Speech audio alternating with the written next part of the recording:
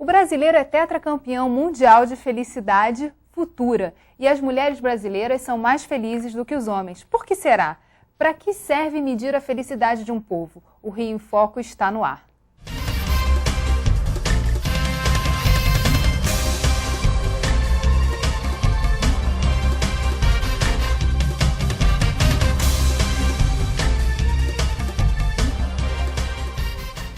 Uma pesquisa da Fundação Getúlio Vargas mostra que o povo brasileiro é o mais feliz do mundo, que o surgimento da nova classe média foi fundamental na fase recessiva pós-crise e que, em matéria de desigualdade social, o Brasil está melhor em relação a outros países. É sobre tudo isso que eu converso com o economista Marcelo Neri, coordenador da pesquisa De Volta ao País do Futuro, Projeções, Crise Europeia e a Nova Classe Média. Ele é autor também do livro A Nova Classe Média. Vamos começar a falar sobre crise. Essa crise mundial chegou ao brasileiro médio? Chegou num sentido, quer dizer, aí há um pouco de controvérsias, né? Houve algum desaquecimento da economia, se comparar por 12 meses, variações de 12 meses, em outubro, novembro, dezembro, mas já em janeiro de 2012, quando comparado a janeiro de 2011, a renda está crescendo 2,7 em termos reais, per capita. Então, mas eu acho que, na verdade, esse desaquecimento que houve não foi o efeito imediato da crise europeia, eu acho que tem mais a ver com o superaquecimento de um ano antes, que foi a época eleitoral, sempre tem ciclos políticos muito marcados na economia brasileira. Mas se a gente comparar com a crise anterior, com a crise de 2008, a crise de 2008 chegou ao bolso do brasileiro, ela saiu de lá em setembro de 2008, chegou ao bolso do brasileiro em janeiro de 2009, 4 meses depois. A gente está muito melhor do que na crise anterior. Eu acho que você tem algum desaquecimento na geração de empregos formais, você desacelerou um crescimento, você não voltou para trás. Você ainda consegue ver o povo consumindo, né? Não, que o povo está consumindo. Dos indicadores mais fortes, né? Consumo e principalmente o mercado de trabalho, né? Que aí dá sustentabilidade para esse consumo. Então, vamos dizer, a renda está crescendo 2,7, a pobreza em 12 meses... Até janeiro de 2012, ela caiu 7,9, o que é 3 vezes mais rápido que a meta do milênio, um desempenho surpreendente para um período de turbulência internacional. Mas como é que a gente faz isso ser sustentável a médio e longo prazo? Eu acho que, na verdade, a crise é um bom teste de amortecedor da economia brasileira. Quer dizer, a economia brasileira, primeiro, está esse processo de expansão já desde a crise de 2003, portanto, 8, 9 anos consecutivos, assim, com crises no meio, mas sem afetar, muito forte. Eu acho que, quer dizer, passa por reformas importantes, mas eu acho que, de alguma forma, o Brasil fez mais o dever de casa, até porque a gente teve muitas crises no passado. Era importante falar um pouco dessa história. A gente está falando de 11 anos, aí, pelo menos, de uma sustentabilidade, né? De uma economia mais segura, digamos assim. Exatamente, quer dizer, desde a própria da crise argentina, talvez 2003 também a gente tenha sentido. Mas mesmo, eu acho que na crise da segunda metade dos anos 90, por exemplo, a pobreza no Brasil não aumentou.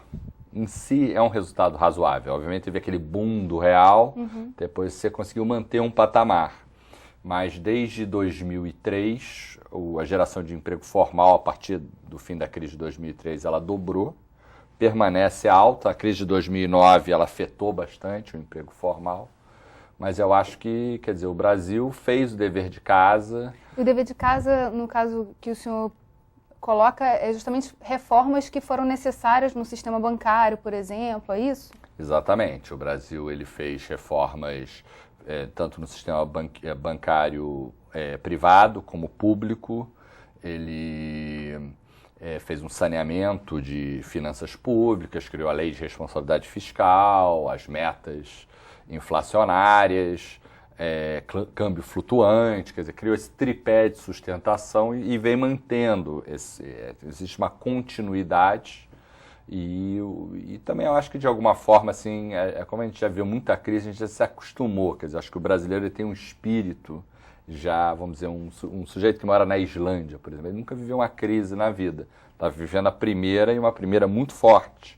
Agora, então ele não está preparado psicologicamente, falou o povo brasileiro em geral, os empresários também, o trabalhador, O senhor coloca uma imagem interessante que é a da baleia, né? Da lentidão. A gente vê a China, os próprios tigres asiáticos evoluindo e avançando de uma maneira muito, muito rápida e o Brasil parece que vai mais devagarinho. A gente tem uma história aí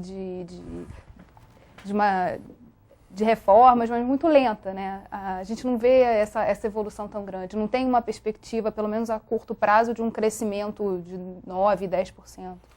O Brasil ele é um país que, assim, até nas mudanças sociais, foi o último país do mundo ocidental a abolir a escravatura. Então, é um processo lento. O Brasil é um processo lento, né? Historicamente falando. E faz parte do nosso temperamento. É verdade também que acho que todos os BRICS, eles têm uma imagem de um mamífero grande, né? Um elefante para a Índia, um urso panda para a China, ou talvez um dragão, se você quiser, um animal que não dependendo existe. Dependendo, o urso para a Rússia.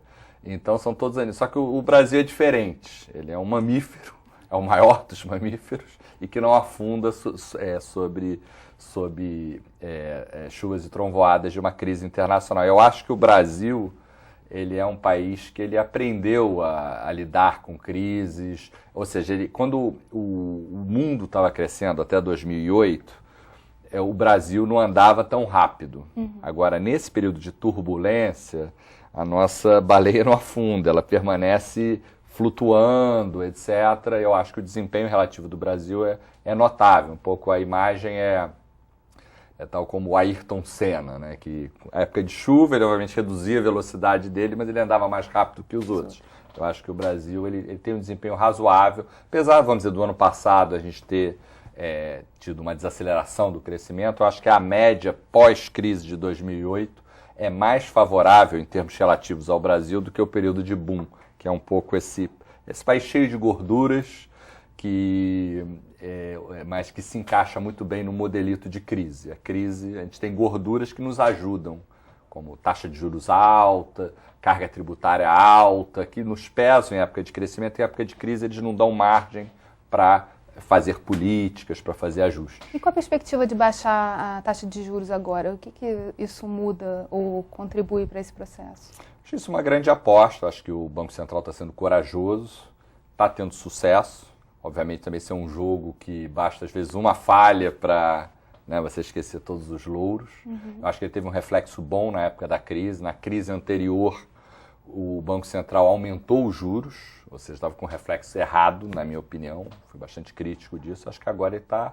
E agora tem essa coisa da pressão dos bancos. Obviamente tem toda uma coisa política, mas eu acho que tem alguma coisa que está muito errado no Brasil. Juros muito altos, você fica num equilíbrio ruim, porque você tem que pagar muita dívida pública, você gera custos muito pesados. Se a gente conseguir passar para um equilíbrio onde os juros são mais baixos, aí você realmente, no longo prazo, a gente vai estar melhor. A gente comparou o Brasil com os países desenvolvidos, com os países emergentes, os BRICS, mas em relação ao Brasil, em relação à América Latina, a gente está vendo várias iniciativas aí meio esquisitas na área da economia, na Argentina agora mais recentemente. Exatamente. Acho que o Brasil é um pouco o caminho do meio, né? Vamos dizer, Caracas não é aqui, os consensos de Washington não são os de Brasília, nem os do Rio de Janeiro. É um país que quer um Estado grande, não é pró-reformas liberais, etc. Muitas delas poderiam nos ajudar a crescer mais, mas a sociedade, de alguma forma, não abraça, pelo menos os governantes, essa agenda de reformas. Por outro lado, a gente tem uma política social ativa, esse Estado grande, generoso, guloso. Essa é a escolha da sociedade brasileira, porque também o Brasil é democracia, né? Essa talvez seja uma diferença importante em relação aos outros BRICS, por exemplo, em relação à China. Em relação à América Latina, eu diria que o que está acontecendo no Brasil é algo muito interessante, redução de desigualdade, etc., que tem algum paralelo em tendências mais globais na América Latina, assim, no conjunto do continente, varia o estilo, né? Mas eu acho que o Brasil está seguindo um caminho. Há muitos anos atrás, tive a oportunidade, avaliando projetos, viajar toda a América Latina em 2007. Aí eu conversava muito com as pessoas, assim. E, peraí,